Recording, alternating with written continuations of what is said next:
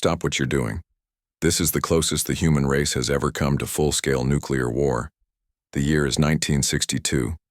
The world is split between two superpowers, the US and the Soviet Union. And the tension? It's about to go critical.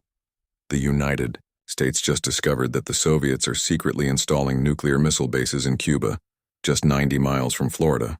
These aren't old bombs. They are missiles capable of hitting almost any major American city in minutes. President Kennedy is faced with an impossible choice: attack Cuba or accept a nuclear gun held to America's head.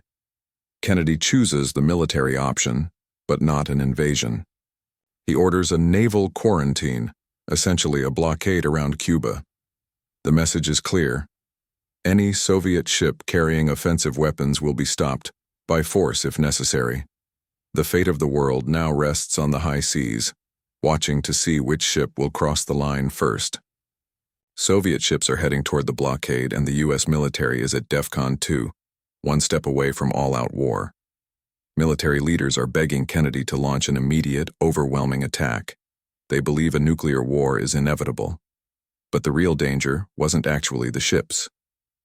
On October 27th, known as Black Saturday, two things happened that almost ended us all. First, an American U-2 spy plane was shot down over Cuba. The pilot was killed. Secondly, U.S. Navy ships dropped practice depth charges on a Soviet submarine B-59, forcing it to surface. Unbeknownst to the Americans, that submarine was carrying a nuclear torpedo, and its captain believed he was under real attack. They were moments away from launching a nuclear counterstrike. How did we survive?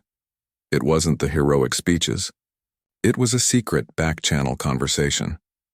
While the world watched the public drama, Kennedy's brother Robert made a clandestine deal with the Soviet ambassador. The USSR would remove the missiles from Cuba, and in exchange, the US would secretly remove their own missiles from Turkey. The deal was struck, the Soviets turned their ships around, and the world breathed again. That single unseen phone call saved us from annihilation.